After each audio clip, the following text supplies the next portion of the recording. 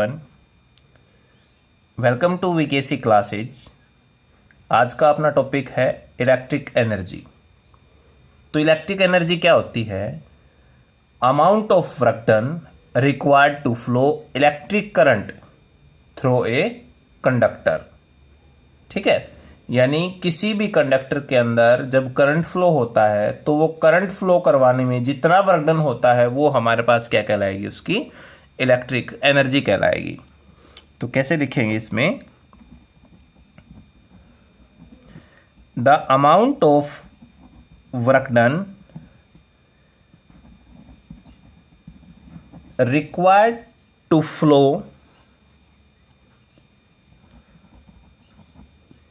Electric current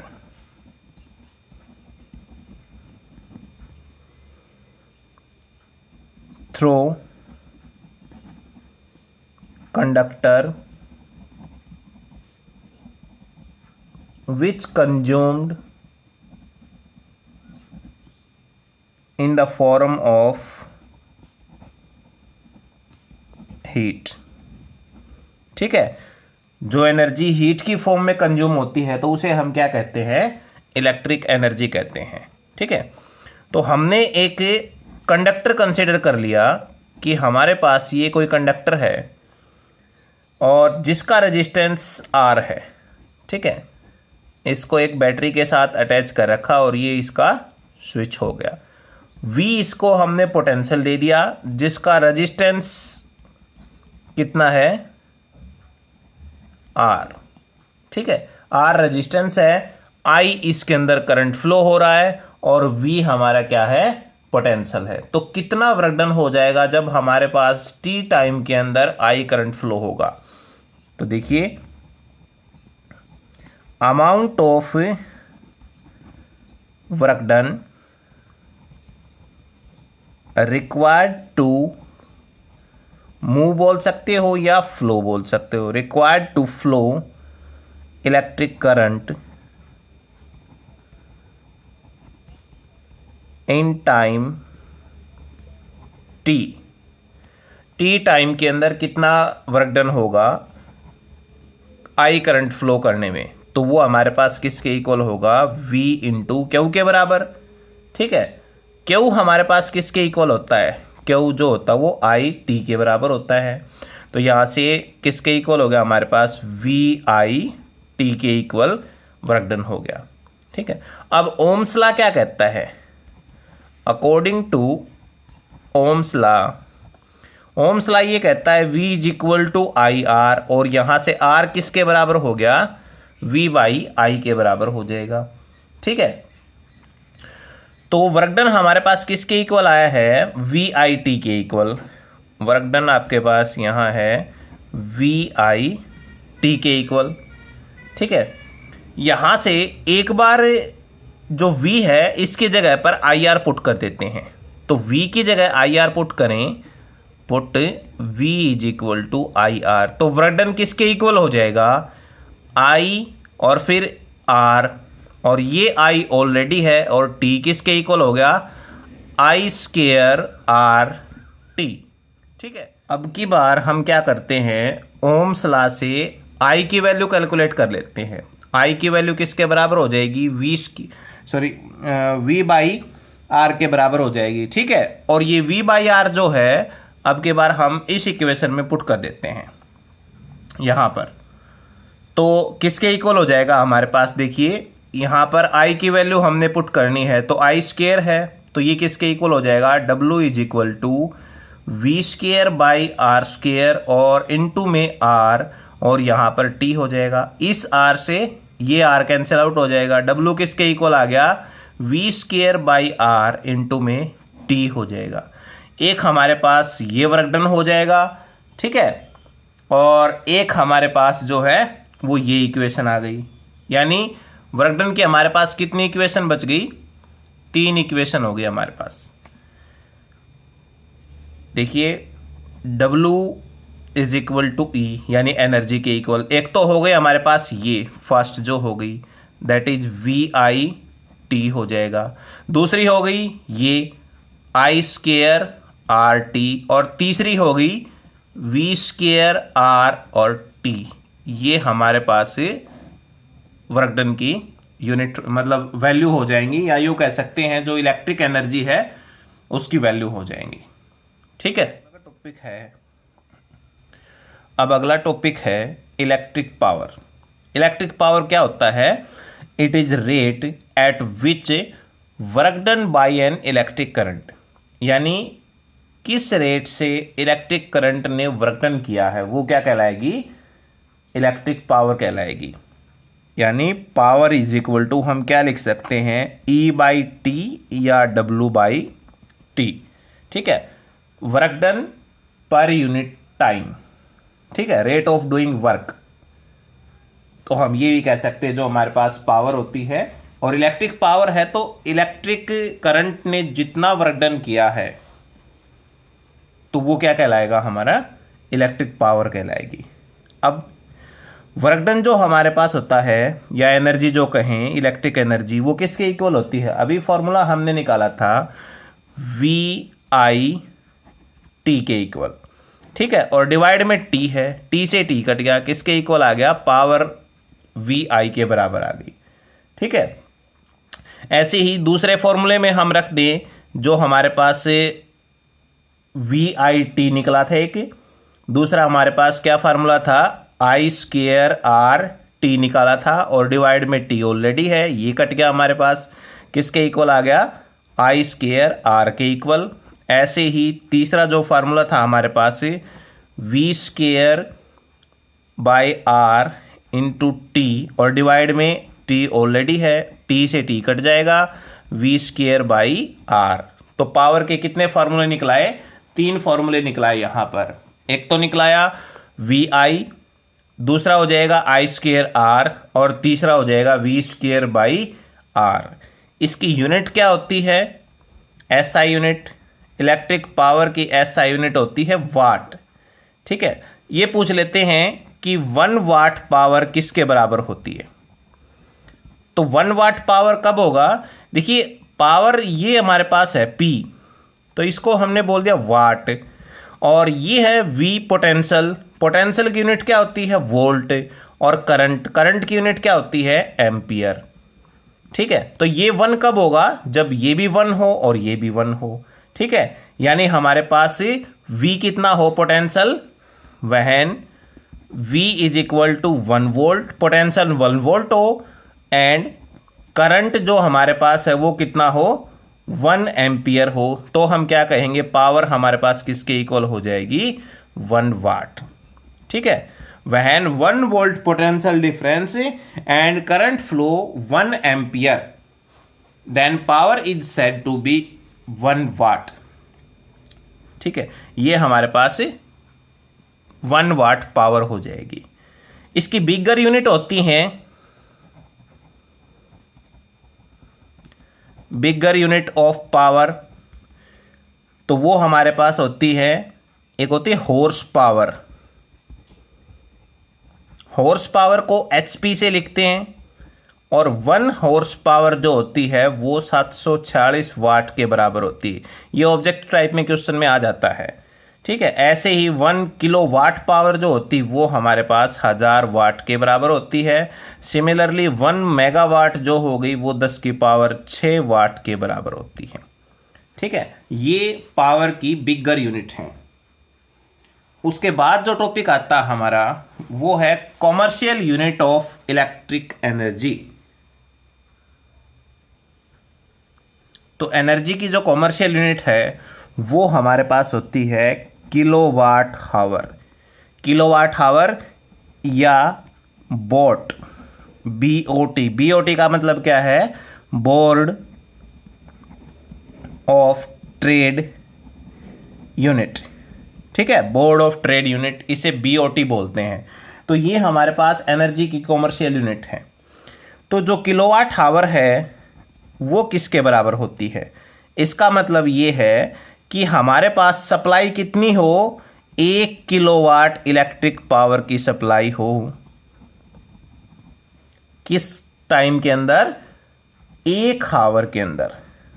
ठीक है, when 1 kilowatt electric power supply continuously for 1 hour, then 1 kilowatt hour हमारे पास energy हो जाएगी। ठीक है, तो 1 किलोवाट आवर, इसको हम क्या लिख सकते हैं, 1 किलोवाट गुणा में 1 आवर।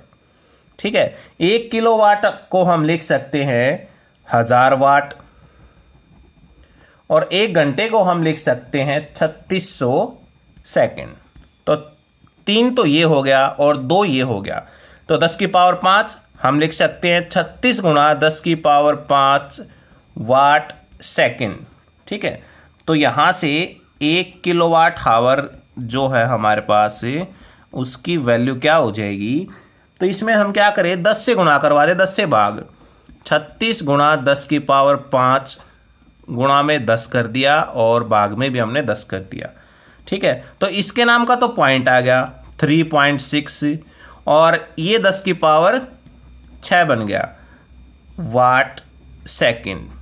तो 1 किलोवाट आवर हमारे पास किसके इक्वल आ गया, 3.6 10⁻⁶, चाहे तो वाट सेकंड बोल दो या फिर जूल बोल दो। ठीक है, तो 1 किलोवाट आवर की जो वैल्यू होती है वो हमारे पास ये होती है। ये वैल्यू एग्जाम में कई बार पूछी गई है 1 मार्क्स में, तो इसको आपने ध्यान रखना है। या ऐसे भी पूछा गया है कि 1 kilowatt hour is equal to किसके इक्वल होगा, ऑप्शन में दे दिया 3.6 इंटू 10⁻⁶ जूल, दूसरा दे दिया 3.6 इंटू 10⁻⁶ वाट सेकेंड, तीसरा ऑप्शन दे दिया दोनों सही है, चौथा ऑप्शन दे दिया दोनों गलत हैं। तो इसमें ध्यान रखना है, चाहे तो आप वाट सेकंड बोल दो या आप जूल बोल दो, बात एक ही है। ठीक है, उसके बाद आता है कॉम्बिनेशन ऑफ रजिस्टर।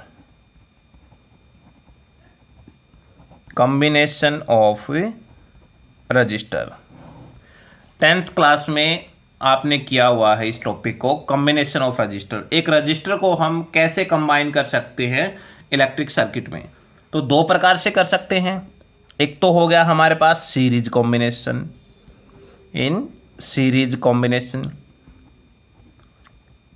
दूसरा जो हो गया वो पैरेलल कॉम्बिनेशन। ठीक है, तो इनके डेरिवेशन देखिए किस प्रकार से हम सीरीज कॉम्बिनेशन में अटैच करेंगे और किस प्रकार हम इनको पैरेलल कॉम्बिनेशन में अटैच करेंगे। ठीक है, पहला है सीरीज कॉम्बिनेशन।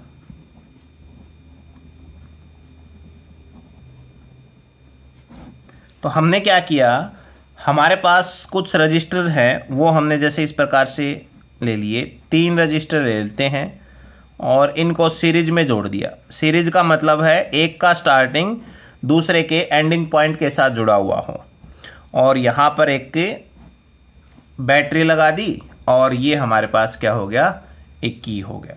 इसको R1 दे दिया, इसको R2 और इसको R3। यहाँ से V पोटेंशियल दे दिया हमने और I करंट फ्लो होना स्टार्ट हो गया इस प्रकार से। तो आपने क्या लेना है, जो चीज़ डिवाइड होती है वो आपने लेके चलनी है। ठीक है, अब डिवाइड क्या हो रहा है इसमें, यहाँ पर करंट तो सभी में सेम जा रहा है, लेकिन जो टर्मिनल हो गए ना, ये जितने टर्मिनल होंगे उतना ही पोटेंशियल होगा। अब यहाँ से यहाँ तक एक टर्मिनल हो गया तो पोटेंशियल गया V1, यहाँ से यहाँ तक V2, और इतने में क्या चला गया, V3 पोटेंशियल हो गया। ठीक है, तो जो चीज़ डिवाइड होती है वो हमने लेके चलना है। सिर्फ R को आपने छेड़ना नहीं है, सिर्फ क्या करना है, I और V को लेके चलना है। दोनों में से जो डिवाइड होता है आप वो लेके चलो। तो क्या लिखोगे, टोटल पोटेंशियल वो किसके इक्वल है, V के इक्वल, और V1 plus V2 plus V3 के बराबर हो जाएगा। अब यहाँ पर ओम्स लॉ लगा दो। According to ohm's law, ohm's law किस, V is equal to IR के बराबर होता है। तो V1 किसके बराबर हो गया, IR1, V2 IR2, V3 IR3 के बराबर हो गया। ये वैल्यू फर्स्ट इक्वेशन में पुट कर दो, put these value in equation first में पुट कर दिया तो IR is equal to IR1 IR2 और यहाँ प्लस में IR3 हो जाएगा। ठीक है, इनमें से आई बार ले लो तो ये बच जाएगा R1 plus R2 plus R3। आई से आई कैंसिल आउट हो गया। यदि R हमारे पास RS के बराबर हो सीरीज कॉम्बिनेशन में तो R1 plus R2 plus R3 ये हमारे पास टोटल रेजिस्टेंस हो जाएगा इन सीरीज कॉम्बिनेशन। ठीक है, तो यहां लास्ट में आपने लाइन लिखनी है कि इन series combination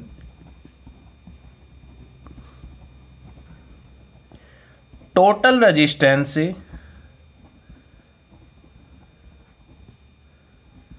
is equal to sum of individual resistance। ठीक है, जितने हमारे पास इंडिविजुअल रेजिस्टेंस होंगे सब का सम कर देंगे तो वो हमारे पास सीरीज कॉम्बिनेशन के अंदर टोटल रेजिस्टेंस आ जाएगा। ठीक है, अब जो कर रहे हैं वो है पैरेलल कॉम्बिनेशन। देखिए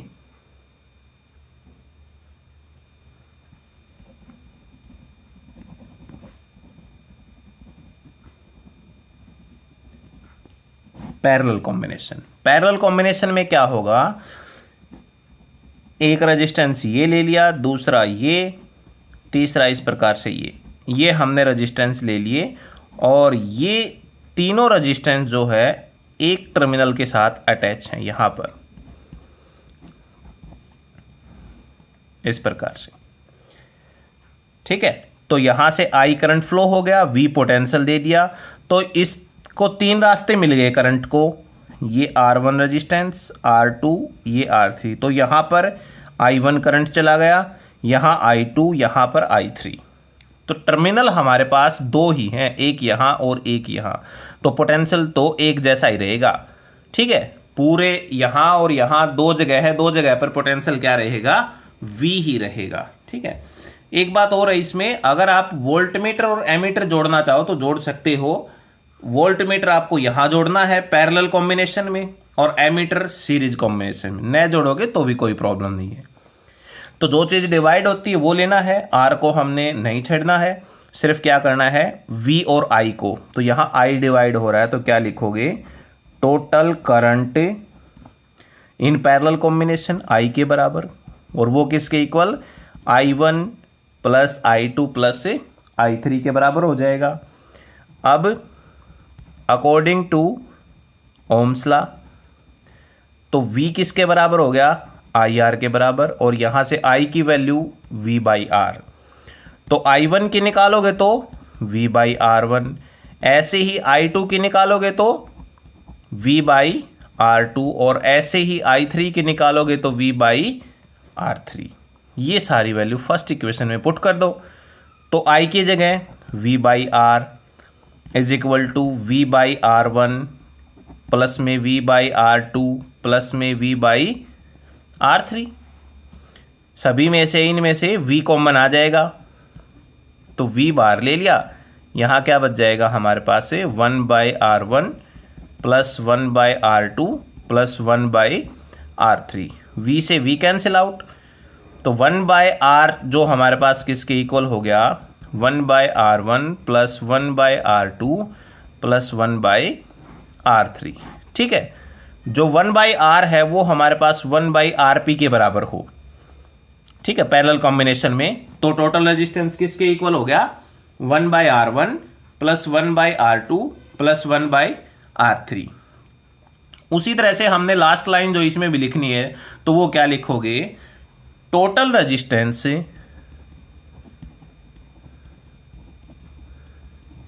इन पैरेलल कॉम्बिनेशन